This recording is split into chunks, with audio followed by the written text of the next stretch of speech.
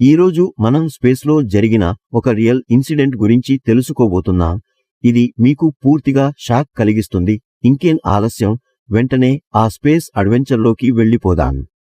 అది 1970 ఏప్రిల్ 11వ తేదీ Apollo 13 machine కోసం ముగ్గురు వ్యోమగాములు జిమ్ లావెల్, ఫ్రెడ్ హేస్, జాక్ స్విగర్ట్ స్పేస్లోకి పంపబడారు. వారి లక్ష్యం చంద్రునిపై అడుగు పెట్టడం. కానీ మీరు ఊహించగలరా?